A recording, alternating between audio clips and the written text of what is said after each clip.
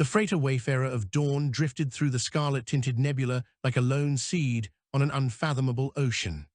Its hull, patched a dozen times over in a dozen different ports, hummed with the quiet rhythm of aging engines that had outlasted empires and wars. Within that 300-meter vessel, a crew of 7 humans worked, slept, argued, dreamed, and endured. Though none called themselves explorers, something of humanity's ancient hunger for the horizon lived within each of them, urging them beyond the well-mapped corridors of interstellar travel and toward places even automated probes hesitated to enter. At the helm sat Aurelia Marstone, whose calm hands glided across the navigation surface with the steady assurance of someone who trusted machines only when they answered directly to her. Her hair, tied in a thick braid that reached the middle of her back, swayed faintly each time she leaned forward to adjust a coordinate. A faint indentation on the right side of her cheekbone, the result of a childhood accident involving a collapsing load lifter, caught the dim cockpit light every time she turned her head. That small scar had somehow become her signature, a reminder that she had learned early not to assume safety even in familiar places. People tended to think scars made a person hardened. Hers had made her patient. Across the cockpit, sprawled in the auxiliary chair with an expression of perpetual skepticism, sat Tannen Rourke. Tannen was the type who questioned everything from star charts to the meaning of his own dreams, and although Aurelia sometimes found his endless critiques exhausting, she relied on him more than she admitted.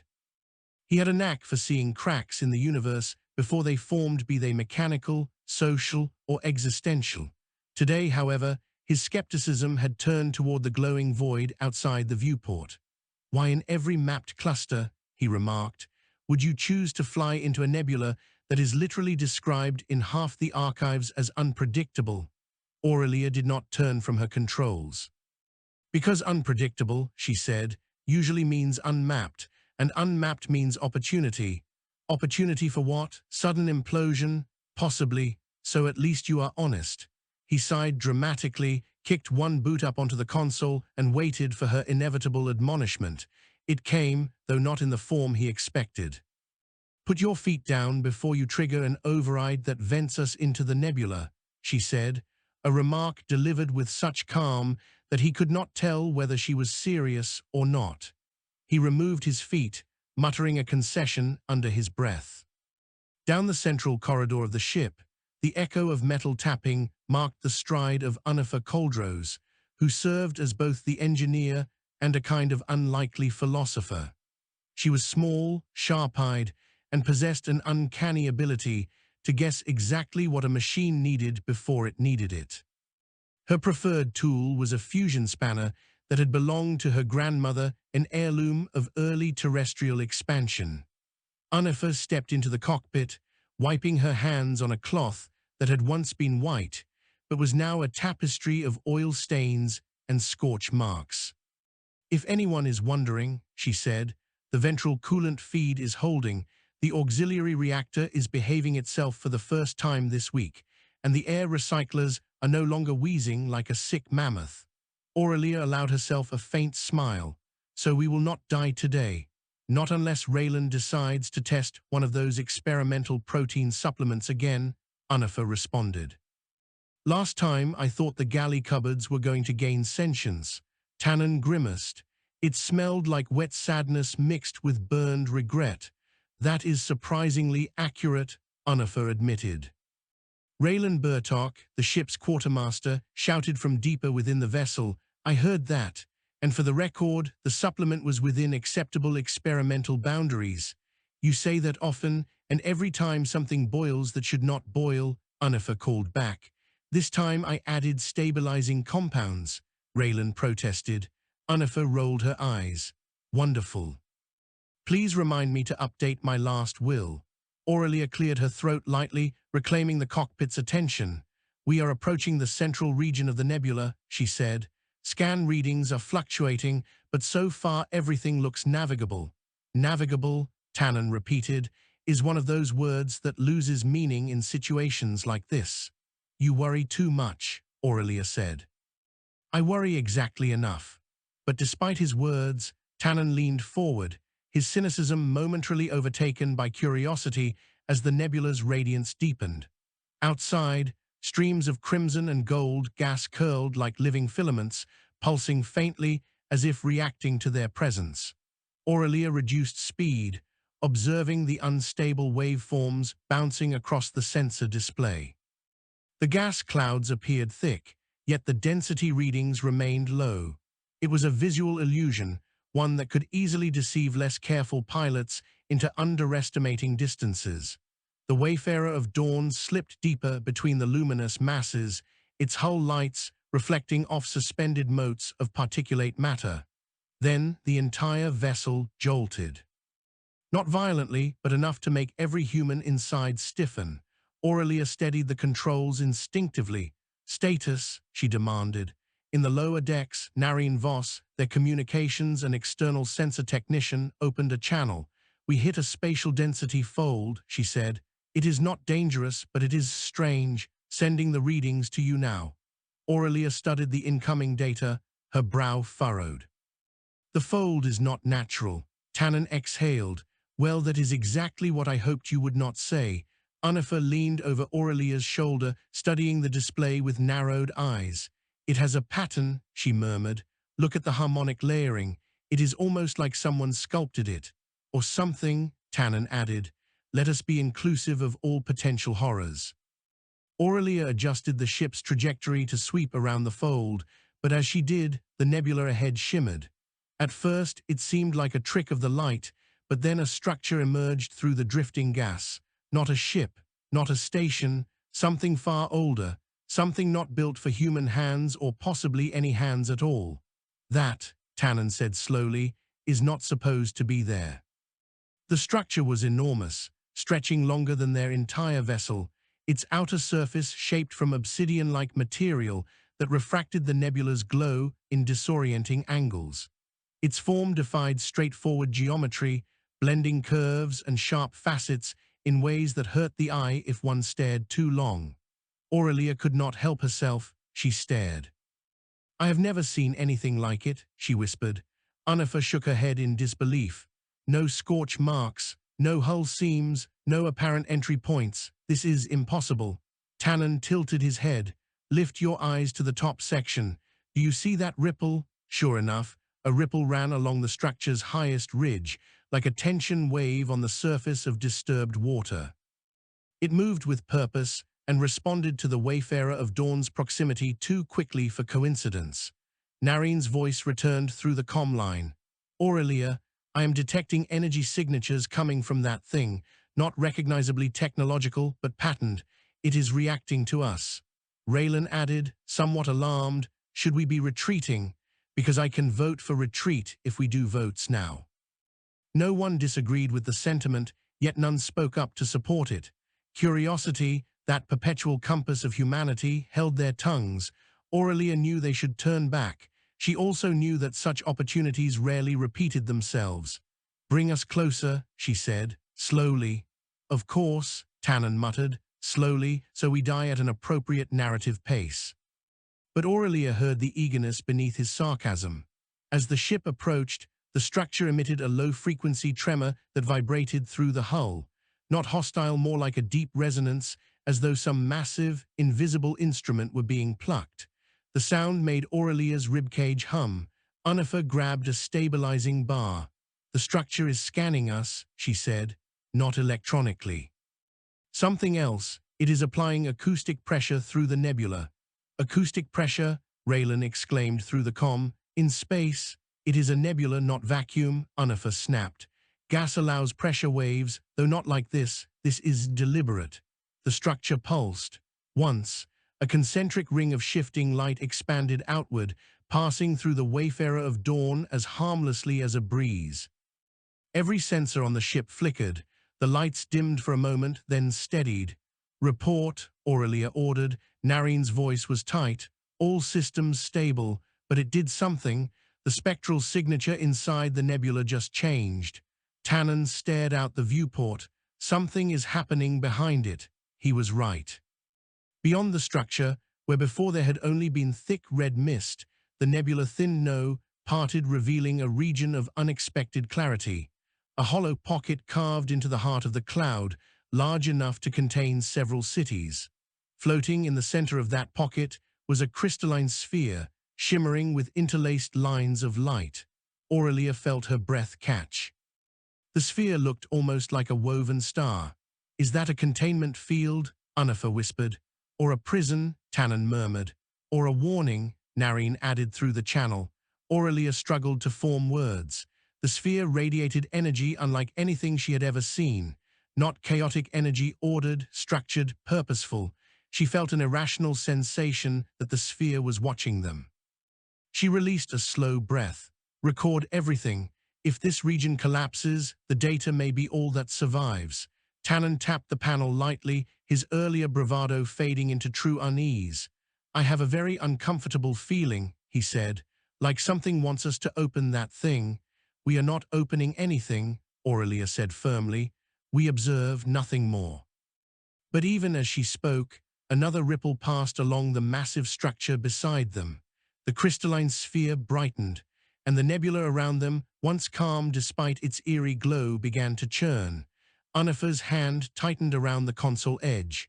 "Aurelia, we need to move. The nebula's currents are destabilizing." Aurelia increased thruster output, intending to back away, but a gravitational surge pulled the Wayfarer of Dawn forward, not toward the sphere, but along the length of the alien structure. Tannen cursed. "We are being redirected." Narine's voice broke through, tense and slightly breathless. "Gravitational pattern suggests controlled guidance. Something is steering us." Raylan shouted over the line. "Steering us where? Away from the sphere? Or toward something else?" Tannen muttered. The ship drifted, drawn by invisible force, until they reached the far end of the alien structure. There, a section of the surface previously smooth began to alter itself. Panels folded inward, layers splitting apart like unfurling petals, revealing a hollow core lit from within by shifting blue-white luminescence. Aurelia's mouth went dry. "It is opening. For us," Unifer whispered. "It is opening for us." Raylan's voice cracked. "We should leave. Whatever that is, I am certain it is not meant for humans." Aurelia swallowed. She felt something stirring within her chest, fear, awe, and an overwhelming sense that they had crossed a threshold they could never step back from. "Hold position," she said. Tannen stared at her. "You cannot be serious." "I'm not docking with it," she clarified. "Not yet, but we need to understand why it reacted to us at all." Unifer stared into the luminous opening. "It feels anticipatory." Narine cut in. "Aurelia, I am receiving a structured transmission, not linguistic, conceptual." Aurelia stiffened. "Meaning?" "It is transmitting intention, a request." "What request?" All 7 humans aboard the Wayfarer of Dawn felt the answer simultaneously. It was not words, it was not sound. It was a sensation, a pull toward the unknown, a beckoning shaped from purpose ancient enough to predate human memory.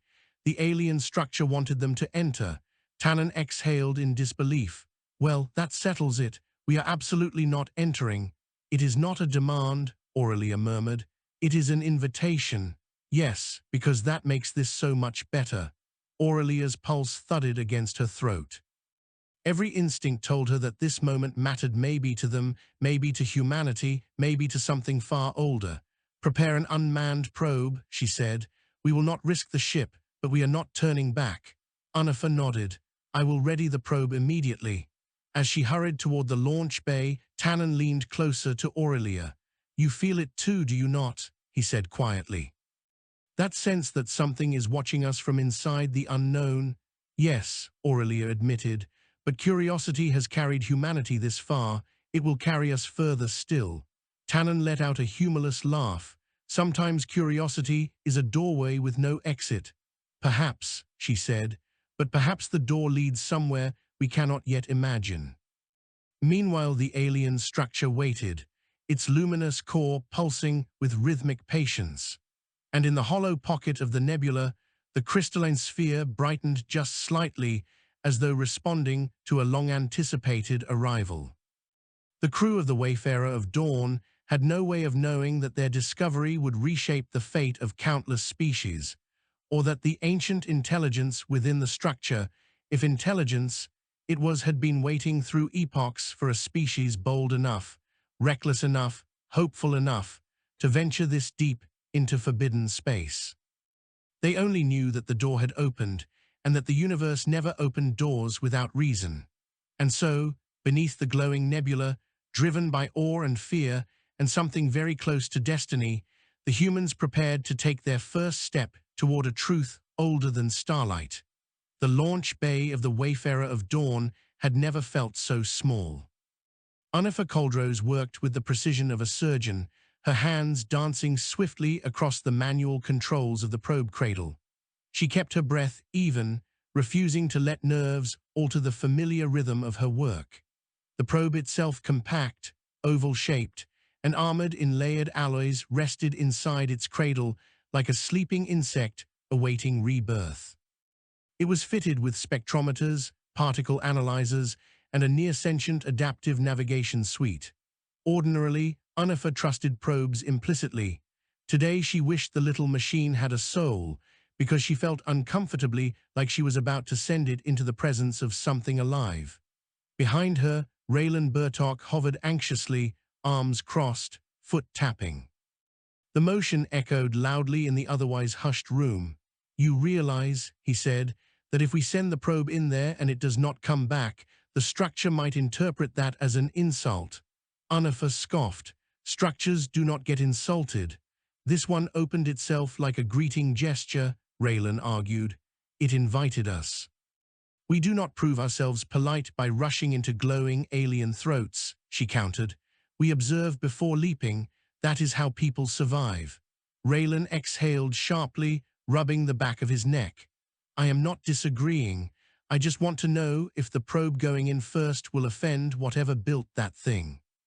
"If it gets offended," Unifa replied while sealing the final panel, "then we were doomed the moment we arrived." Raylan's mouth opened as though to argue, but no words came.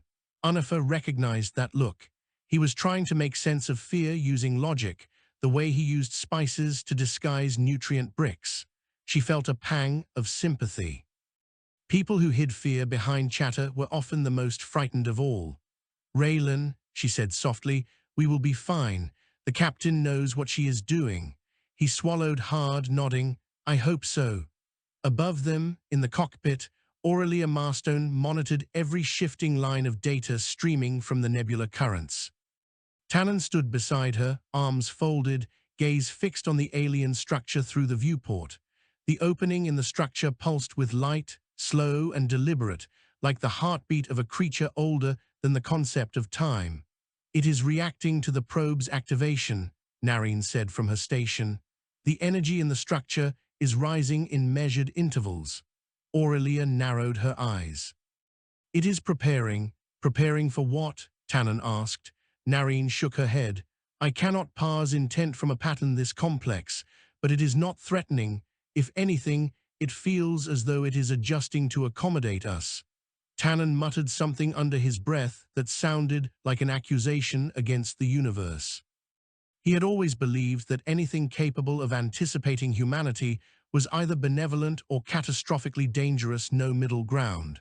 Yet as he studied the luminescent cavity carved into the alien structure, he felt something unexpected, a faint, electric curiosity humming beneath his skin. He tried to dismiss it, failed.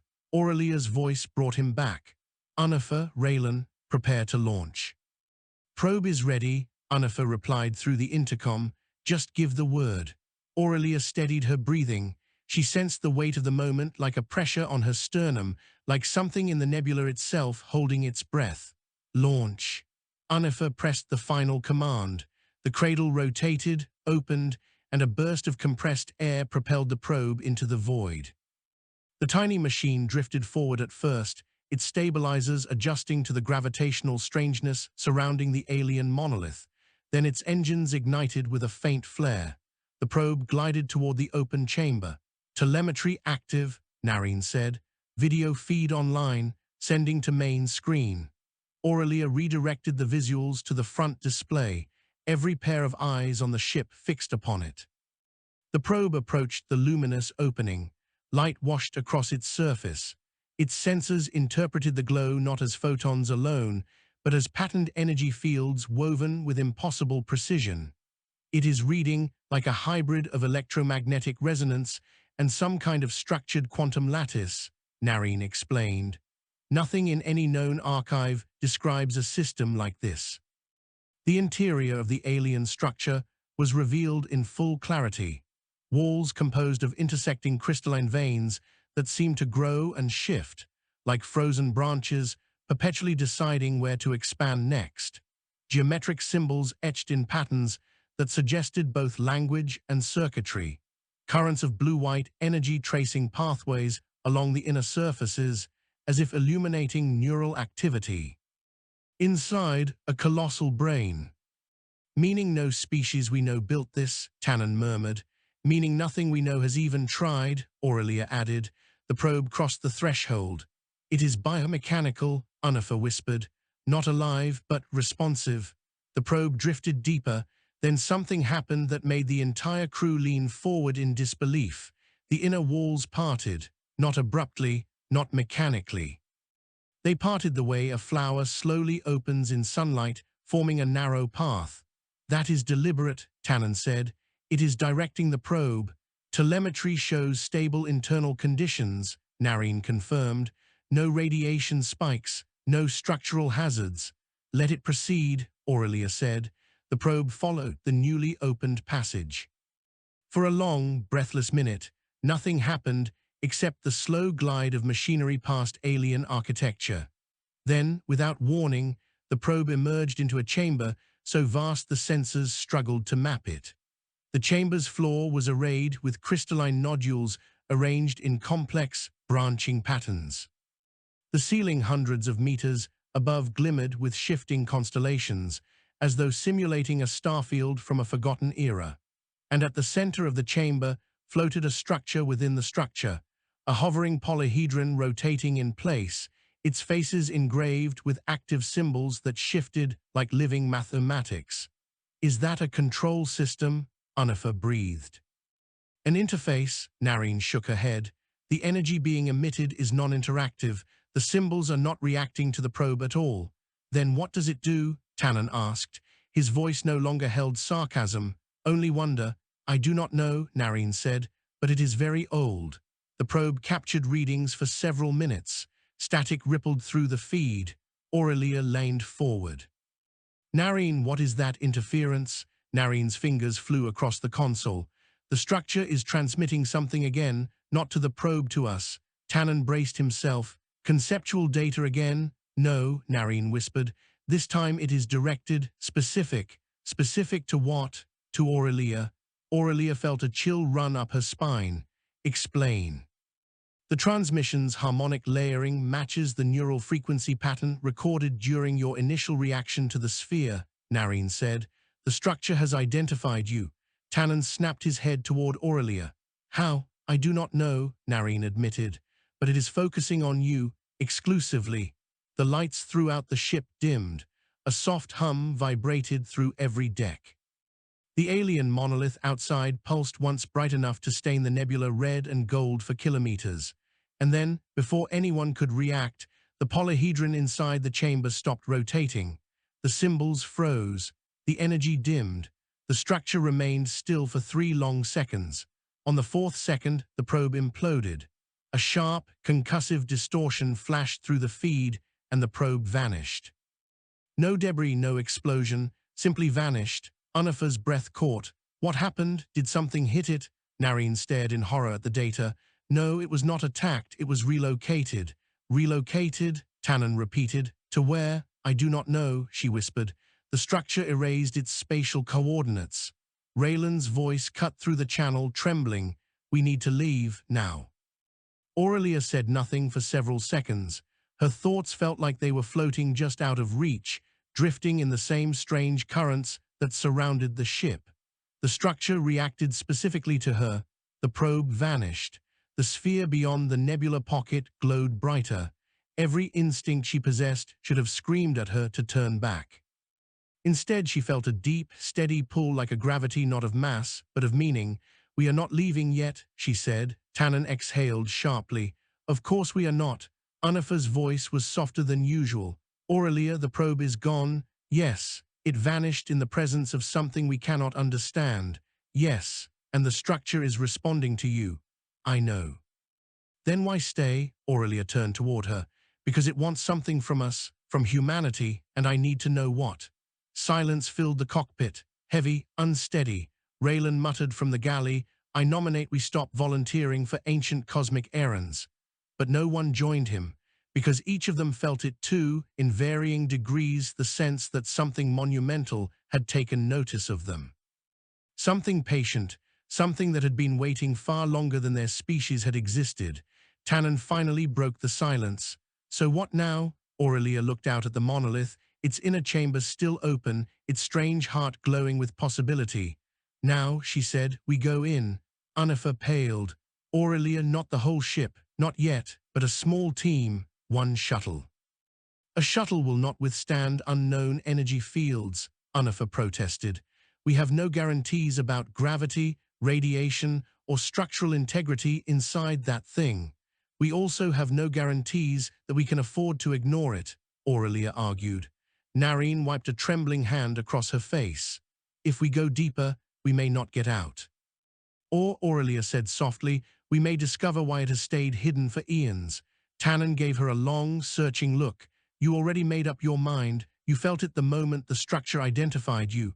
"Yes," she said simply, "I did." "Then I am coming with you," he said. "Someone needs to be there to question everything before it kills us." Aelia almost smiled. Unifa let out a slow breath. "I will prepare the shuttle." Narine nodded reluctantly. "I will monitor your vitals and the structure's energy levels from here." Raylan poked his head into the cockpit, horrified. "You are going inside the glowing alien throat?" "Yes," Aurelia said. "Why?" "Because it asked," Tannen said. "That is not a good reason." "No," Tannen agreed, "but it is the only one we have." They prepared quickly yet meticulously. The shuttle, compact, durable, and equipped for recon operations, was loaded with sensory arrays tuned to detect anything from gravitational distortions to exotic particles. Aurelia donned a reinforced expedition suit, checking the seals twice. Tannen followed suit. Unifa handed Aurelia a diagnostic pad. "This will record everything," she said quietly. "If anything happens, at least we will have a record." "Thank you," Aurelia said. "Come back," Unifa added. Her voice trembled almost imperceptibly. "I will," Aurelia promised. She hoped she was not lying. The shuttle detached from the Wayfarer of Dawn with a gentle lurch. Aurelia piloted it forward, Tannen in the co-pilot's seat, both watching the alien monolith grow larger in the viewport. The opening awaited them, pulsing lightly, like a beacon guiding lost travelers. "I cannot believe we are doing this," Tannen muttered.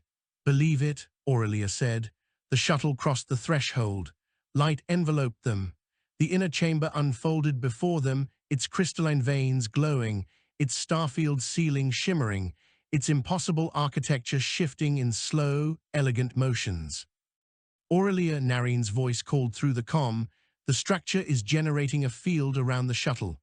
"Type?" Tannen asked. "Unknown, but not harmful. It is stabilizing your position." "Stabilizing?" Aurelia echoed. "As if ensuring we can proceed safely," Narine said. The path that had opened for the probe opened further, wide enough for the shuttle to traverse. Aurelia guided them forward. The central chamber expanded around them like a cathedral of alien design, and then they saw it. The polyhedron had reactivated. The symbols glowed again, and a new structure, one the probe had not seen, unfurled from the center like a blooming metallic blossom. At its center floated a sphere of light no larger than a human heart. It pulsed gently. Aurelia felt its pull immediately, not physical. Not telepathic, something deeper. "What is that?" Tannen whispered. Narine, listening through the feed, sounded awestruck. "It is not a weapon, not a trap. It is a communication node." "Communication with what?" Tannen asked. The sphere pulsed again. Aurelia felt a rush of sensation, fragments of meaning without words. Images made of pure thought. A vast structure orbiting a dead star. An ancient species studying the collapse of galaxies. A warning, a plea, a long wait. "It is talking to you," Tannen said. Aurelia barely heard him. The sphere brightened one final invitation, and Aurelia understood the structure was not a prison, it was a vault. And the crystalline sphere in the nebula pocket, the woven star, was not a containment field. It was a seal, something inside it wanted to escape. The vault was not keeping something in, it was keeping something out. The moment that realization struck her, the chamber trembled. The monolith pulsed with urgent intensity, and Aurelia heard not with ears, but with the core of her being a single, overwhelming message. Do not open the sphere. The air in the chamber grew electric. The nebula outside began to churn violently. And Aurelia understood the terrible truth. Something ancient had waited for someone to find this place, but not someone to release what was contained, someone to stop it. And whatever was inside that crystalline sphere was waking. The chamber's trembling deepened, refracting light through every crystalline vein until the entire interior of the alien structure pulsed like a vast, luminous heart. Aurelia Marstone steadied the shuttle with hands that remained outwardly calm even as her pulse hammered. She sensed Tannen Rourke tense beside her, his breath hitching in time with each vibration passing through the shuttle's frame. The floating sphere of light, no larger than a heart, yet ancient enough to hold histories predating starlight, brightened until its glow washed across the interior in waves. Aurelia felt a thrum inside her chest that did not belong to her. It was not invasive, not controlling. It was remembering, pulling up echoes of something long buried. Tannen reached toward the console, fingers hovering without touching. "Aurelia," he murmured, "this place just woke up." "No," she whispered, "something else did." Outside the monolith, the nebula's calm red-gold swirls had transformed into violent spirals. On the Wayfarer of Dawn, Narine's voice erupted through comms, breathless and urgently clipped. "Aurelia, the nebula's density has spiked by 300% in 30 seconds. Magnetic shear currents are forming around the crystalline sphere." Aurelia stared at the trembling sphere within the nebula pocket. "The sealed object is reacting." "Reacting?" Tannen repeated. "To what?" Unifer cut in from the launch bay, voice pitched with panic. "To us. Or to whatever the vault just did with that sphere inside the chamber. Aurelia, this is not random. Something was dormant. You waking up a piece of the vault might have echoed," Aurelia finished. Something inside the sealed sphere sensed the change.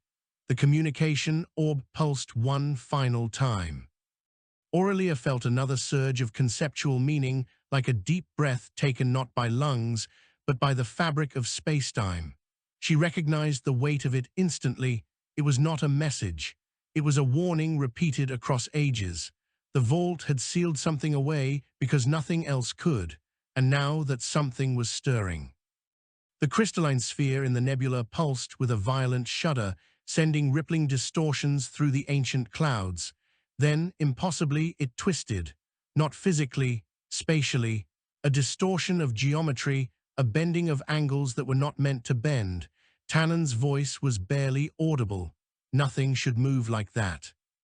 Aurelia tore her gaze from it, forcing herself back to the immediate problem: the vault structure, its luminous pathways, and the small communication orb still floating before her. She felt it pulling at her awareness, conveying a depth of meaning she struggled to absorb. "It wants us to act," she whispered. Tannen blinked at her. "Act how? We do not know what it wants." "I do," Aurelia said quietly. "Or part of me does. This place is not forcing thoughts on me, it is sharing recognition, as if I already know how to understand it. Because it identified your neural pattern," Tannen muttered, "which is exactly the part that worries me." The chamber lights surged brighter, then dimmed in synchronized pulses. The communication orb drifted closer, casting Aurelia's reflection onto its surface, a reflection fractured into countless overlapping images, each one slightly different. Tannen grabbed her arm. "Do not touch it." "I am not planning to," she answered, though the orb's energy washed over her like warmth. She felt a faint vibration behind her eyes, shockingly gentle, like fingers on a dusty piano key. A memory not hers, a fragment of the vault story, a species standing under a darkening star, a collapsing rift in space expanding faster than light, a shape inside the rift forming teeth of gravity and limbs of fractured starlight, a defense network collapsing, a final decision, a seal created at impossible cost. Aurelia staggered. Tannen caught her before she fell. Aurelia, her breath trembled. It showed me what it holds back, what the sphere contains. Narine's voice broke through the comm with static-laced urgency. Aurelia, we are detecting spatial tears forming around the sealed sphere. Whatever is happening, it is destabilizing the nebula pocket. Unifer added, you need to leave that chamber now before you get stuck inside. We cannot leave, Aurelia replied. Not yet. Aurelia, Tannen hissed. The nebula outside is about to collapse into itself. The vault is the only stable thing for light years. We do not even know if the shuttle can survive in here long term. We do know, Aurelia said. The structure stabilized the shuttle the moment we entered. It wants us here. That is not reassuring. No, Aurelia agreed. But it means we are not in immediate danger from the vault. The nebula, however, was another matter. Another violent tremor rocked the monolith. Aurelia adjusted the shuttle's stabilization thrusters. Tannen braced himself against his seat. Why is it shaking? Because the seal's integrity is failing, Aurelia said. The vault is struggling to compensate. A sudden shift in the chamber made them both freeze. The floating polyhedral mechanism, silent since the probe vanished, began spinning again. The symbols on its faces illuminated in cascading waves. Panels across the chamber unfurled like petals opening in fast motion. Pathways of blue-white energy linked node to node across the walls, forming a vast circuit. The communication orb flared. A beam of coherent light extended from it, scanning Aurelia's face. She felt nothing physical, only the faint sense of being placed into a pattern. It is establishing a bond, she whispered. Aurelia, Tannen said warily, you do not know what that means. Yes, I do. The vault pulsed a message into her mind. You are the first to understand. Another pulse. You can reconnect what was broken. Another. Time is nearly gone, her breath hitched. It wants me to repair the seal, not break it, repair it. Tannen stared at her in utter disbelief. You, why you? I do not know, she whispered. But it has been waiting for a species that can perceive conceptual patterns. Humans are not the first to pass this nebula, just the first to respond with curiosity instead of fear. That sounds suspiciously like an insult, Tannen muttered. I doubt it meant it that way. Things that ancient rarely care how they mean things. The vault emitted a low-frequency hum. Narine's voice cracked through the comm. Aurelia, the sphere's energy field is destabilizing further. If it collapses, the whole nebula could implode. The chamber shifted again, and a section of crystalline walls split open to reveal a corridor extending deeper into the vault's interior. Aurelia felt the vault pulling her attention toward it, inviting her to follow. Tannen grabbed her shoulder. Aurelia, we cannot just walk deeper into ancient alien architecture as it is rearranging itself around us. It is not rearranging, Aurelia said. It is preparing for what? For me to reach the seal's conduit. The communication orb pulsed with agreement. Absolutely not, Tannen said. We came to investigate, not to become part of some age-old cosmic locking mechanism. Tannen, no, if you go in there you might not come back. Aurelia looked down at her hands. She felt the weight of what the vault had shown her entire civilizations erased not by war or disease, but by a being made of collapsed geometry, a fracture in the laws of existence given predatory form. A thing that believed consumption was growth, and that species were obstacles to its expansion. The vault's creators had sealed that being inside the crystalline sphere, and the sphere had held. Until now, if I do not go in, Aurelia whispered, nothing will come back. Tannen's jaw clenched. He turned away, swore under his breath, then looked back at her. Then I am coming with you. No, do not try to stop me. Someone needs to stay with the shuttle, she argued. Someone needs to patch a signal out to the Wayfarer of Dawn if everything collapses. Unifer can remote control the shuttle, Tannen said. She already rigged it for contingency. Aurelia blinked. She what? She did not tell you because she knew you would argue. Tannen pushed away from the console. I am coming, end of discussion. The vault hummed again, as if acknowledging the decision, or relieving itself of impatience. Aurelia nodded once, then engaged the shuttle's autonomous hold and pressure lock systems. She and Tannen descended the ramp into the chamber, boots clicking against the crystalline floor. The moment they stepped fully out of the shuttle, the door sealed behind them quietly, but with finality. Tannen winced. That sounded disturbingly intentional. It is to keep the atmosphere steady, Aurelia said. And to protect the shuttle from the energy conduit. She hoped that was true. The communication orb drifted ahead of them into the newly formed corridor, pulsing gently like a lantern in a cave. Aurelia and Tannen followed. The corridor unfolded, expanding with each step as if reacting to their presence. Light rippled along the walls in delicate strands. The architecture shifted subtly, revealing patterns resembling constellations. Tannen studied them warily. Are those star maps? Yes, she said, of systems long gone, collapsed, consumed. He swallowed, by whatever is inside the sphere. Yes. They walked in silence for what felt like minutes, but could have been seconds or hours. The vault played tricks with time, distorting the rhythm of their steps. The corridor widened into a colossal chamber with a central pillar reaching from floor to ceiling, its surface engraved with shifting patterns. Aurelia immediately recognized what it resembled, an anchor point. The conceptual conduit that stabilized the seal, the pillar pulsed with dim, failing light. Tannen murmured, "Please tell me that dimming is normal." "It is not," she said. "The seal is collapsing." Cracks of flickering light spread across the pillar's surface. Aurelia reached out instinctively but stopped an inch away. The vault projected meaning toward her. Synaptic alignment required. Stabilization through resonance, human pattern compatible. Aurelia closed her eyes.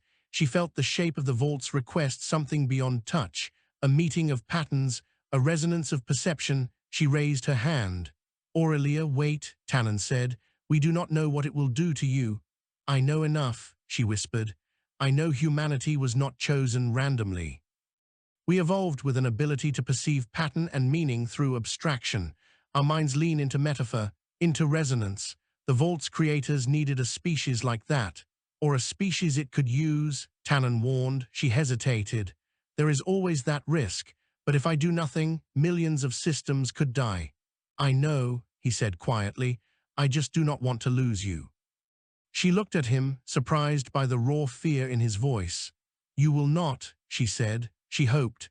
Then she pressed her palm to the surface of the pillar. Light exploded outward, illuminating the chamber. The pillar's symbols ignited in cascading waves. Energy flowed through Aurelia, not burning, not tearing, but aligning, as though her mind were a tuning fork the vault had been waiting to strike for millennia. She gasped as visions flooded her. The vault's creators sealing the monstrous entity within the crystalline sphere. The creature thrashing against the forming barrier, its presence fracturing starlight. Entire fleets sacrificed to maintain the seal, the sphere locking into place, powered by the vault's anchors. Then she saw the present, the seal cracking, the entity stirring, the nebula unraveling. "Aurelia," Tannen shouted, voice distant and distorted. "Let go," she could not until the resonance completed. The pillar flared with light that poured into her mind, shaping itself into a lattice of conceptual patterns. Complete the anchor, align the seal, close the fracture. Aurelia extended her other hand toward the pillar. The resonance intensified. She let the patterns flow through her, guiding her thoughts in a complex harmonic alignment she did not fully understand, but felt through instinct, through humanity's ancient gift for shaping meaning out of the unknown. The pillar's cracks mended, slowly, painfully, but they mended. Tannen watched her, helpless, terrified. The chamber brightened to blinding brilliance. The vault resonated like a struck bell across the nebula. Outside, the crystalline sphere pulsed and then stabilized. The spatial distortions snapped inward and vanished. The nebula calmed, the seal held. Aurelia collapsed forward, her hand sliding off the pillar. Tannen caught her before she hit the floor. Aurelia, Aurelia, come on, stay with me. She opened her eyes weakly. It worked, she whispered. The seal is restored. He let out a shaking breath. Never do that again. I make no promises. A soft glow illuminated the chamber. The communication orb returned, drifting close. It projected a final pulse of meaning. Thank you, another pulse. It will not wake for many cycles. A third. More dangers remain. Aurelia stiffened. It is telling me there are other seals. Tannen stared at her in horror. Other seals? Yes, this was only one. The vault pulsed again, projecting one last piece of meaning. You must find them. Then the chamber dimmed. The corridor shifted, closed. The orb faded. And Aurelia realized the truth with a weight that stole her breath. Humanity had stepped into an ancient war, and they had just become its newest guardians. The vessel that carried them into the outer reaches of the stellar frontier was never meant for comfort, but for swift endurance and relentless purpose. Its hull, dark as the void it moved through, bore the scars of the last engagement, dents pressed inward where foreign energy had struck, streaks of melted alloy trailing like frozen rivers along its armored plates, and deep structural fractures sealed only with emergency bonding foam. Inside, the ship seemed to tremble with each pulse of its engines, as if it understood the enormity of its mission and strained under the weight of its own necessity. The crew navigated narrow passageways illuminated by thin strips of pallid lights that flickered at inopportune moments, casting long shadows on the metallic floors. Every footstep rang with a hollow clang, each echo a reminder that the craft, though valiant, hovered at the fringes of operational integrity. Yet no one dared voice concern. They had chosen this path, and none would falter. The conflict that had erupted between humankind and the alien order, known as the Unbound Chorus, had spread like wildfire through known space. The Unbound Chorus, a collective consciousness threaded through a vast network of living machines, had claimed that humans possessed a trait dangerous to the stability of the cosmic lattice. Despite diplomatic efforts, the Chorus had launched a sudden assault on multiple human colonies. Some worlds vanished within hours, harvested for what the Chorus described as energetic harmonics. Humanity responded not with unified authority. No great council spoke for every planet, but with the resolve of individuals and the collective force of interoperating defense fleets. The vessel that now cut through the starlit dark was crewed by such individuals, explorers, strategists, and ordinary engineers who had seen everything they cherished placed under threat.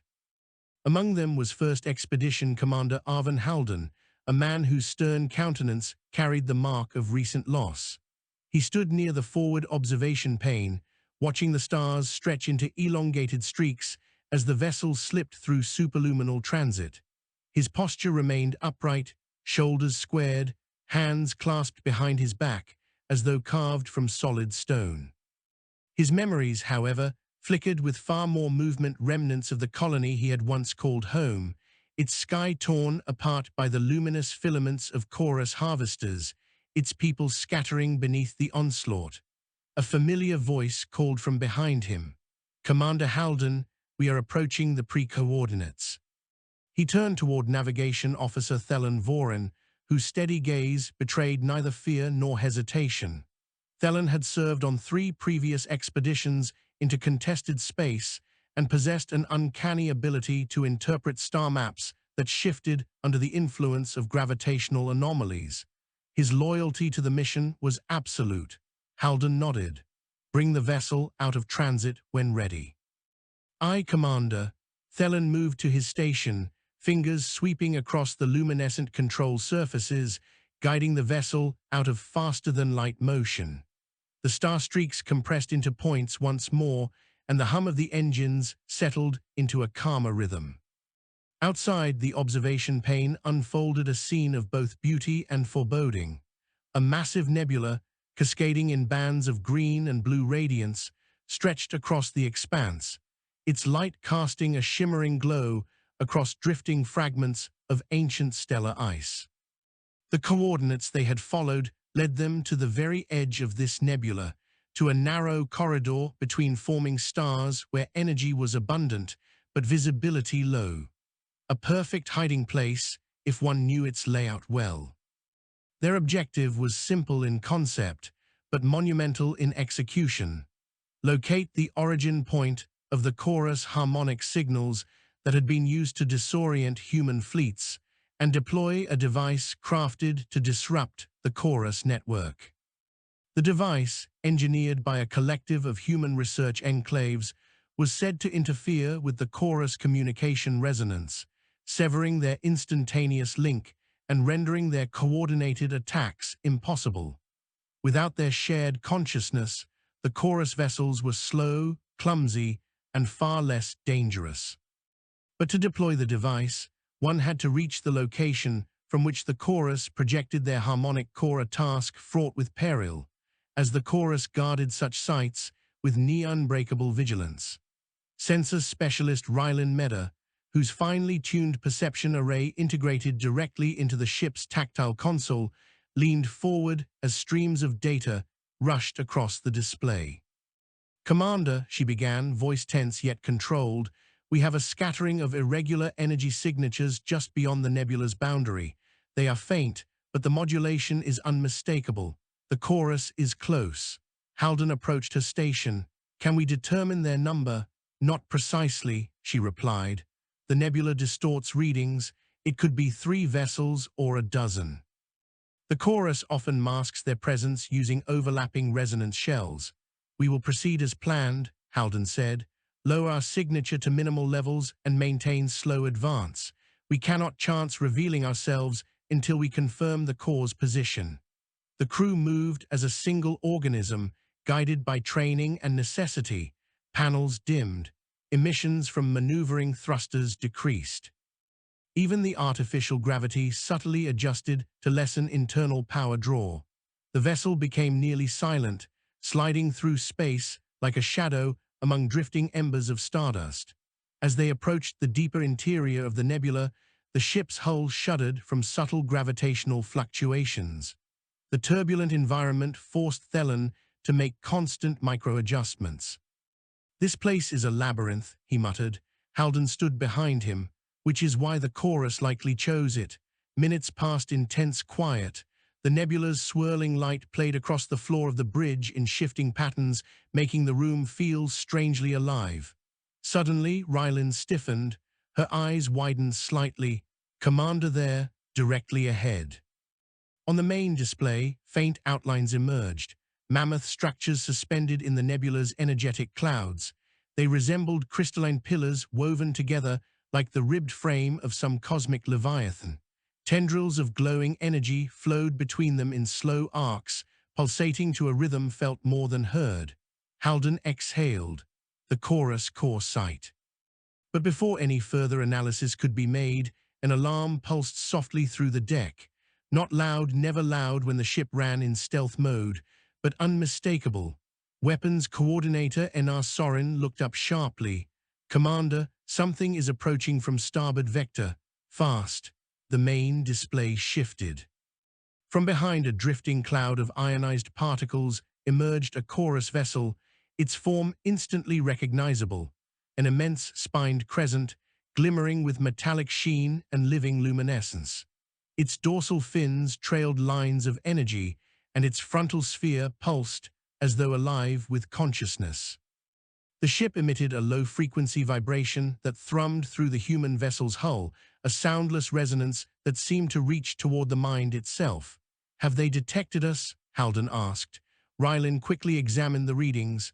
"Unclear. Their tracking arrays are active but not directed at us yet." "Hold position," Halden ordered.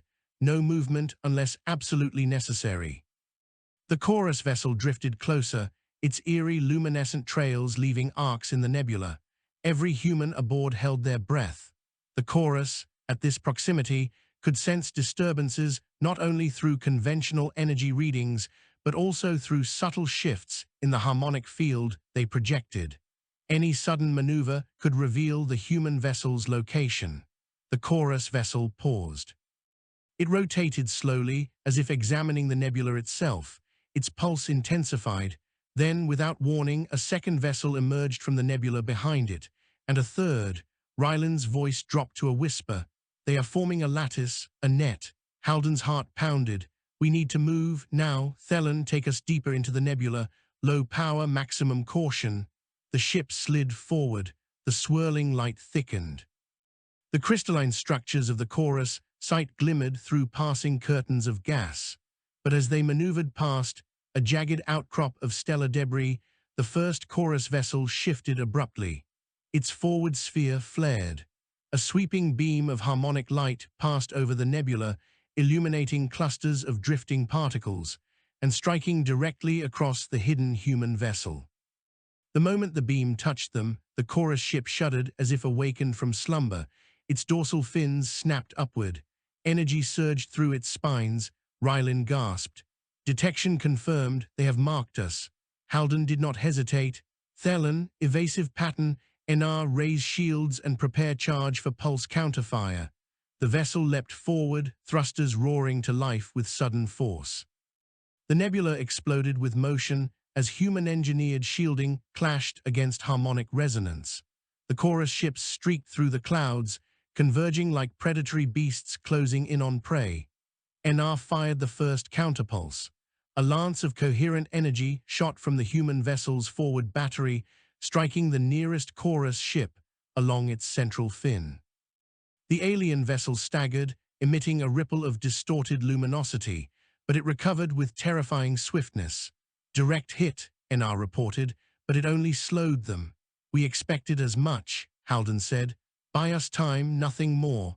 The human vessel dove into a narrow channel between two colossal energy pillars. The nebula roared with magnetic turbulence, tossing the ship violently. Sparks cascaded from overhead panels. The deck lurched, sending several crew staggering before catching themselves. Thelen gritted his teeth. If the chorus does not destroy us, the nebula will. Stay focused, Halden commanded. We will reach the core site. Another barrage from the chorus ships struck them. The deck vibrated with near-blinding intensity. One of the aft stabilizers overloaded, causing a momentary spin that Thelen fought to correct. Shields at 70%, NR said through clenched teeth. Ryland suddenly leaned over her station. Commander, the chorus core resonance is changing. The structures are reacting to our presence. Halden turned toward her. Explain. It is as though they are redirecting energy, a defensive response. If we approach further, the resonance could destabilize the surrounding nebula. Meaning what? Meaning we could trigger an implosion cascade. Halden closed his eyes for a brief moment, steadying himself. We do not retreat. Humanity will not survive this war unless the chorus connection is severed. Proceed. The ship advanced once more, squeezing between swirling walls of plasma. Behind them, the chorus vessels followed relentlessly. Their harmonics echoed through the nebula, resonating with the crystalline structures ahead. Ryland's console blared. Commander, additional ships inbound. The entire sector is converging. We only need one chance to deploy the device, Halden said. How long until we reach optimal insertion point? 2 minutes, Thelen answered. Assuming the nebula does not tear us apart. The vessel lurched again, but the crew maintained course. Ahead, the core structures loomed larger. They resembled an enormous cage of interlocking energy conduits, each pulsating with chorus consciousness. A swirling vortex of luminescent matter churned at the center. Ryland's voice trembled for the first time. That vortex is the connection point. All chorus vessels in the region are tied directly into it. Then that is where we deliver the device, Halden said, but the chorus vessels drew closer. Their harmonics intensified, creating waves that battered the human ship from all angles. NR fired another barrage, managing to destabilize the closest pursuer, which spiraled off course before regaining control. Still, more vessels replaced it.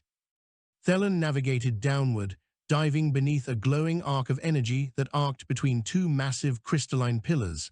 A surge of force slammed the ship sideways. Hull plating groaned under the pressure. Structural integrity at 58%, Ryland said. If we take another hit like that, a sudden explosion cut her off. The left flank of the ship buckled, under a concentrated harmonic strike. Flames licked at the corridor behind the bridge before emergency systems extinguished them. NR cursed, shields failing, Halden's voice boomed across the bridge. Prepare the device. Rylan, guide its calibration. Thelen, bring us in. The crew followed the commands without hesitation. Rylan accessed the device interface, enabling the energy modulation sequence. Calibration underway. It must match the chorus resonance precisely. If incorrect by even a fraction, the device will detonate prematurely. Keep it stable, Halden said. The device hummed as it prepared to amplify a counterharmonic pulse powerful enough to disrupt the chorus consciousness throughout the entire sector. Thelen piloted directly toward the vortex, weaving through torrents of swirling matter. The gravitational pull increased, dragging the ship toward the center. Compensating, he shouted, hands flying over controls. Behind them, the chorus vessels prepared to attack simultaneously. Their dorsal fins unfolded like wings of light, gathering energy.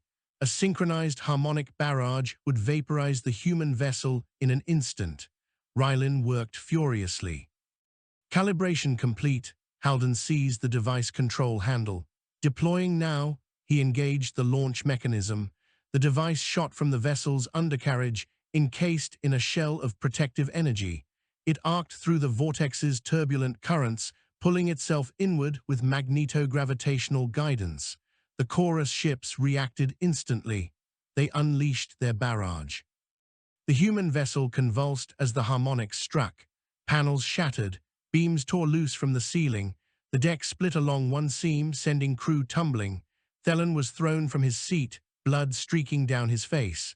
Rylan screamed as her station exploded, sparks engulfing her. Halden clung to a reinforced support, refusing to fall. He turned to the forward display. "Come on," he whispered. Reached the center, the device plunged into the vortex. Its casing flared bright white. The crystalline structures trembled. The vortex writhed violently. Then the screen burst with light. A deafening wave of energy felt not as sound, but as pure impact rippled outward. The chorus vessels froze mid-maneuver. Their luminescence faltered. Their harmonic spines went dim. One by one, they collapsed like marionettes with severed strings, drifting lifelessly into the nebula. The crystalline structures shattered in cascading arcs of energy.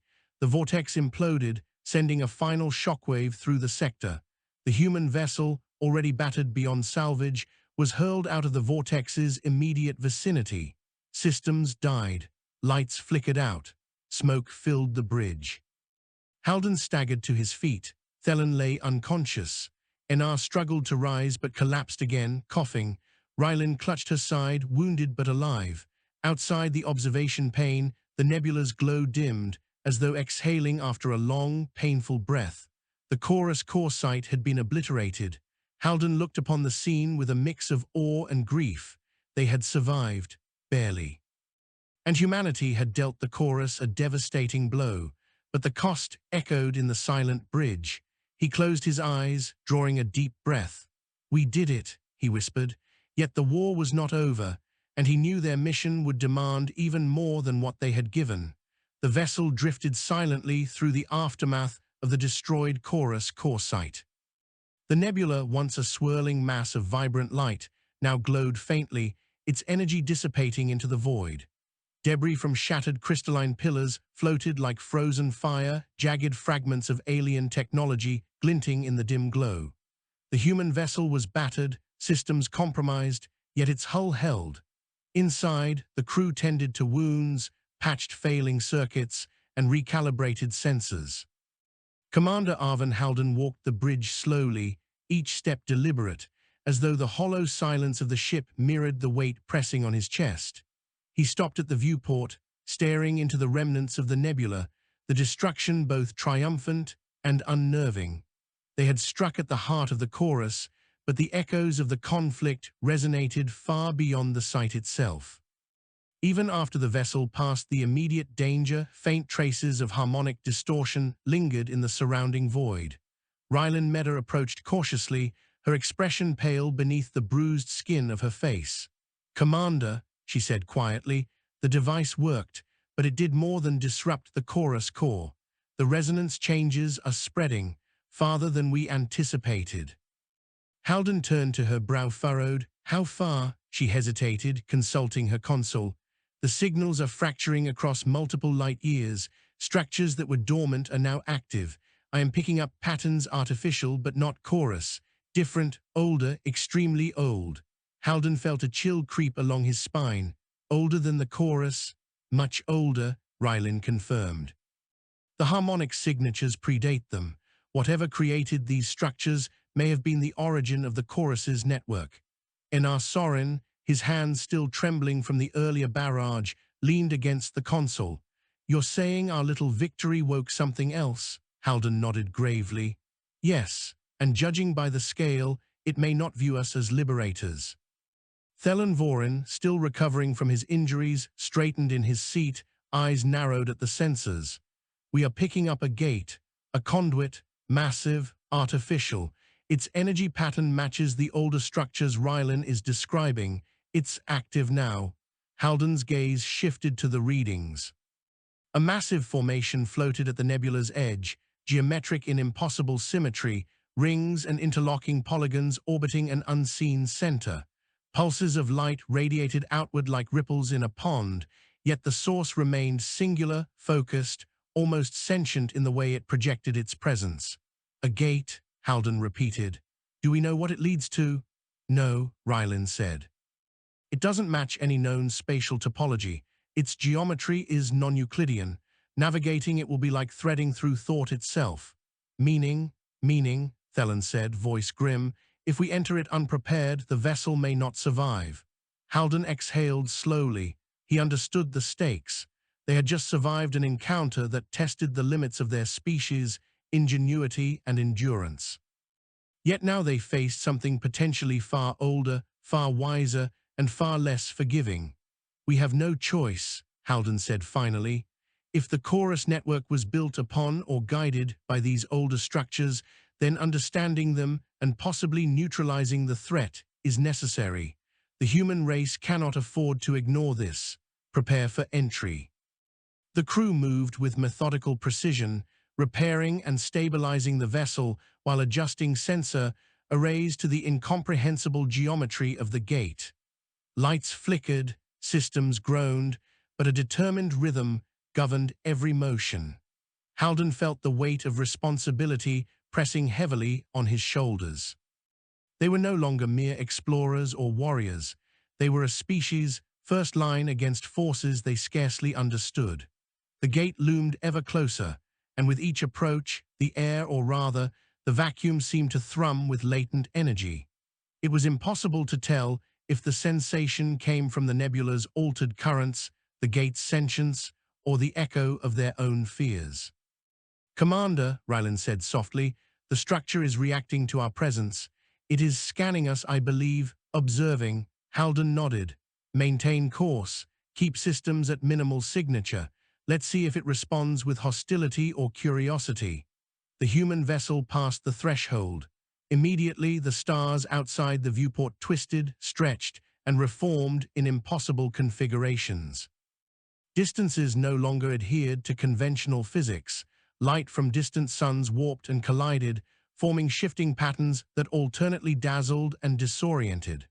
The crew's stomachs heaved as the ship adjusted to gravitational anomalies that did not originate from mass, but from the manipulation of space itself.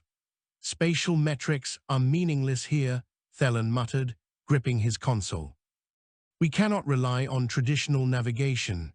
The gate is reshaping space as we traverse it. Just keep us stable, Halden said. Follow the energy currents. Let the structure guide us if it will. For hours, or perhaps minutes, time itself was unreliable within the gate. The vessel drifted through corridors of light and energy. Patterns pulsed along invisible walls, sending waves of sensation through the human crew. Some felt a strange vertigo, as if memories not their own brushed against their consciousness.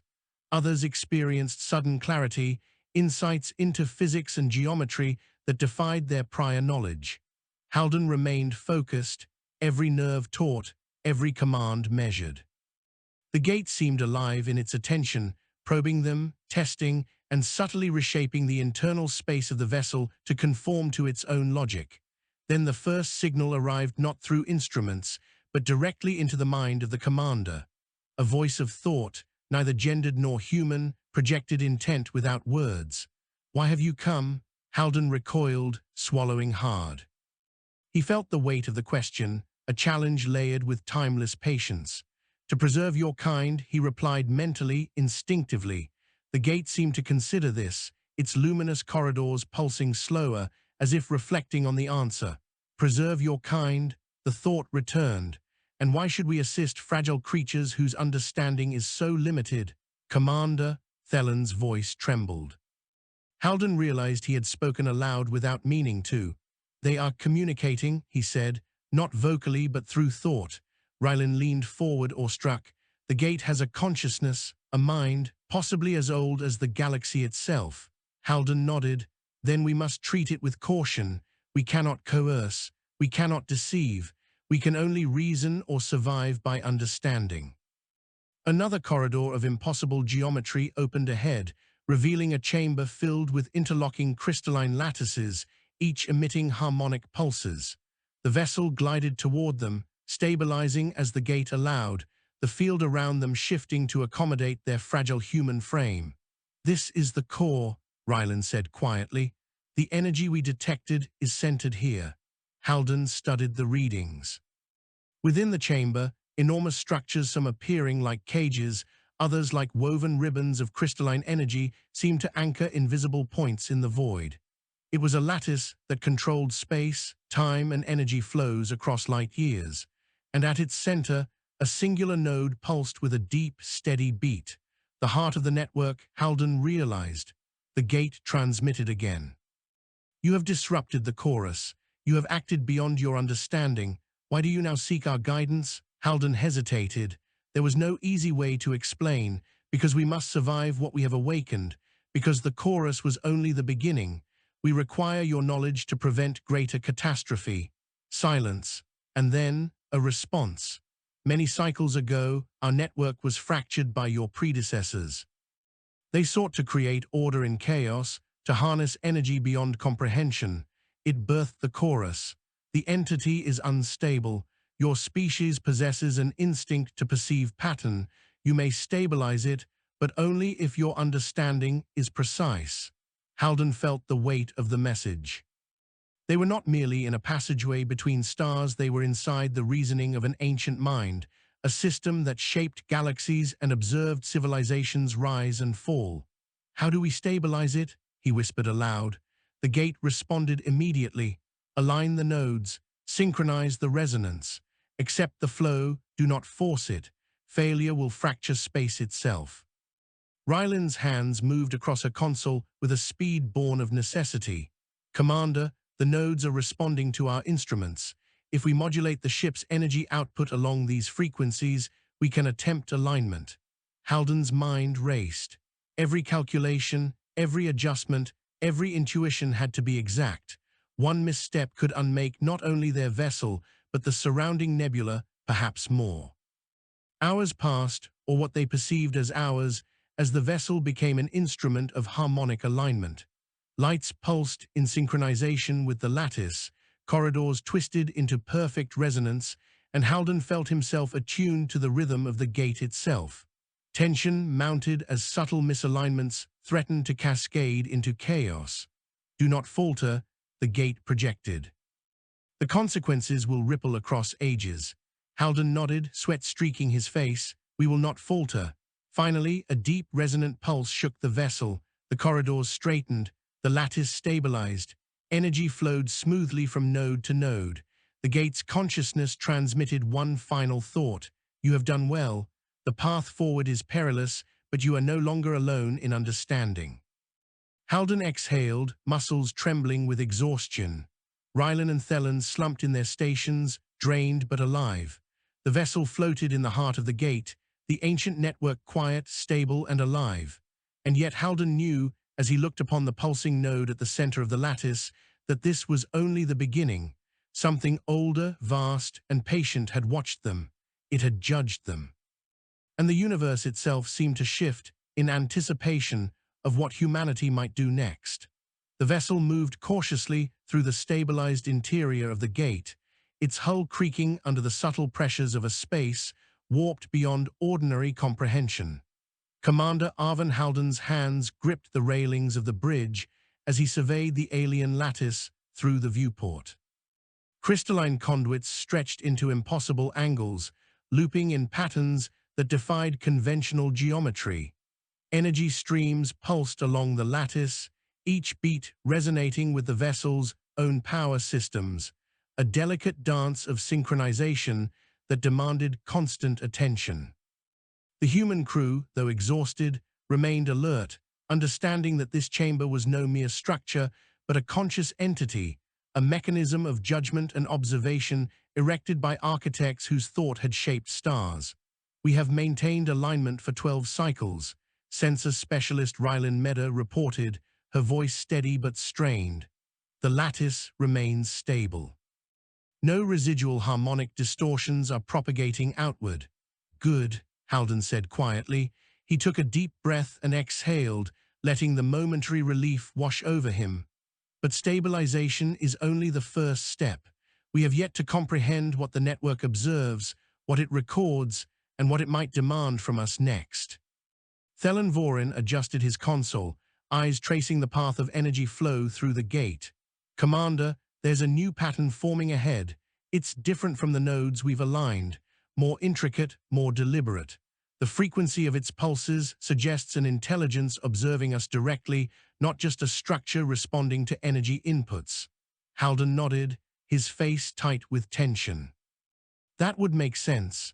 The architects, the creators of this network, must have left mechanisms for assessment. We are intruders, yet perhaps they consider us worthy of guidance. Proceed with caution." As the vessel approached the newly revealed chamber, the patterns of energy shifted dramatically. The corridors seemed to fold in upon themselves, creating loops and twists that challenged every sensor and every instinct. The bridge vibrated subtly, a low, omnipresent hum that resonated not through the hull, but through the crew's nervous systems. "I feel watched," Thelen admitted, voice barely audible. "Not like surveillance," Rylan said, "more like evaluation. The lattice knows we are here and is judging the alignment of our minds with its design." Halden exhaled slowly. "Then we must move as they would anticipate, carefully, thoughtfully, without haste, but with clarity." The vessel glided into the chamber, the viewport revealing a space beyond comprehension. Crystalline spires rose from floor to ceiling in interlocking spirals. Between them flowed currents of pure energy, sculpted into lattices that twisted like threads of thought made manifest. At the center hovered a massive structure, a polyhedral node, its faces inscribed with symbols that shimmered with an inner light, constantly shifting as though alive. Ryland's fingers traced the display. "Commander, this is the central nexus. It is the heart of the architect's network. All energy flow through the gate converges here. If we interfere with this node, we could destabilize the entire system, but we can also gain insight into its purpose." Halden nodded. "We need to understand its message before we do anything else. Prepare a full-spectrum data capture of the node's emissions and resonance patterns." The crew set to work, their movements precise and coordinated. Panels hummed with energy, sensors swept the node in multidimensional arrays, and data streams flowed into storage devices designed to record what could scarcely be described in conventional terms. As they worked, the polyhedral node pulsed, its symbols shifting with a rhythm that seemed both ancient and immediate. Then, without warning, a thought entered Halden's mind, distinct and unmistakable. "You have come seeking knowledge, yet knowledge is not given freely." He froze. The voice or consciousness was not mechanical. It was intelligent, deliberate, and aware of every subtle motion, every intention. "Why do you risk your kind to understand what cannot be understood?" Halden felt a tremor in his chest, a mixture of fear and awe. He answered silently, deliberately, "Because our species cannot survive without it, because we act not for conquest, but for preservation." The response came almost instantly. Preservation requires judgment. Judgment requires demonstration. Align the nodes fully. Extend the lattice's flow into the outer chambers. Only then will you prove your understanding. Haldon gave the command. The crew adjusted power outputs, tuned energy modulators, and extended the vessel's harmonic influence deeper into the chamber. The lattice responded, sending streams of energy outward, integrating with every conduit, every spire, every flowing current of crystalline thought. The ship vibrated as the resonance built to a crescendo. Time seemed to stretch and compress simultaneously, each pulse of energy feeling both eternal and fleeting. Then the node projected its presence directly into the mind of the commander once more. You demonstrate understanding, yet understanding alone is insufficient. Action defines worth. Will you act when the architects cannot? Haldon swallowed, the weight of centuries pressing on his shoulders. We will act. We will make the choices that preserve life, even when the path is perilous. A profound silence followed, one that was not absence of sound, but a presence so complete it encompassed thought itself. The polyhedral node's pulses slowed, and the lattice reoriented, creating pathways of energy that converged toward the vessel. Light flowed around them, stabilizing corridors, aligning space, and revealing patterns of information that were both astonishing and terrifying. The architect's designs were visible not as physical structures, but as ideas rendered in matter and energy, each pulse a statement of intent and warning. You are prepared to witness the greater truth, the consciousness projected. Follow the path, observe, learn, and choose wisely. Haldon exhaled. He understood that this was not a simple mission of sabotage or survival. The gate, the architects, and the ancient network were a crucible designed to measure the adaptability, courage, and intellect of those who entered. The crew followed the illuminated path, guided by the lattice. The vessel passed through corridors that bent light and gravity in impossible ways. Fragments of worlds drifted like memory echoes, stars formed and collapsed in seconds, and the very fabric of space pulsed with latent intelligence. Then, at the center of the final chamber, they found the architects vigil a vast chamber that seemed to exist outside linear time. Here, crystalline structures formed a circle of immense polyhedrons, each radiating knowledge and perception. Within this circle, a sphere of energy hovered, pulsating with a heartbeat that was neither human nor machine. Behold what has waited, the consciousness projected, and understand what you must defend. Haldon approached the controls, eyes locked on the sphere.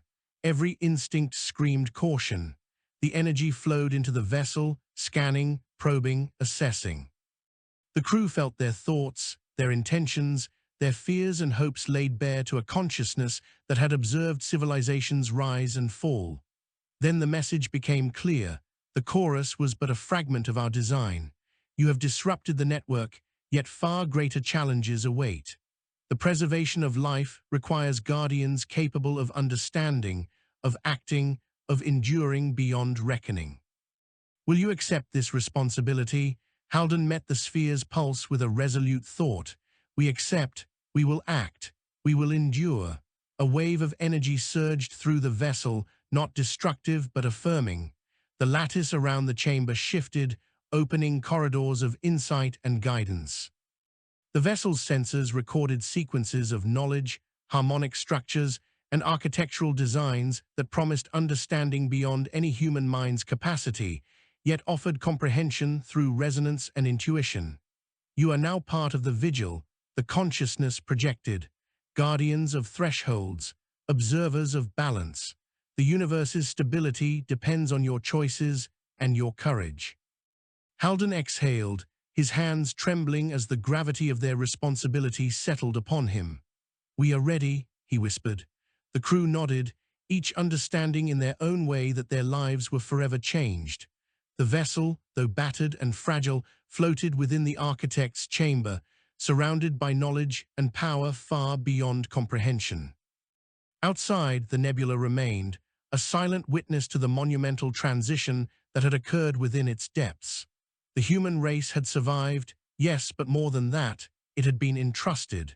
Entrusted with understanding ancient forces, with maintaining cosmic equilibrium, and with confronting dangers that had lain dormant for eons. Haldon knew this was only the beginning. Across the lattice, the polyhedral nodes pulsed in slow, deliberate rhythm. The architect's vigil had accepted them, and now humanity would walk a path that no other species had traversed, tasked with choices that would echo across galaxies and through the very fabric of existence. The crew, silent and reverent, prepared to depart, not out of fear, but with purpose. The gate had opened their eyes. The universe was watching, and they in turn would watch over it. The mission had become far larger than survival, far greater than victory over the chorus. Humanity had been given a legacy, the vigilance of those who had shaped the cosmos, a charge to act when others could not, and the understanding that the smallest choices could ripple across eternity. Commander Haldon set a course, not for home, but forward, deeper into the mysteries that awaited.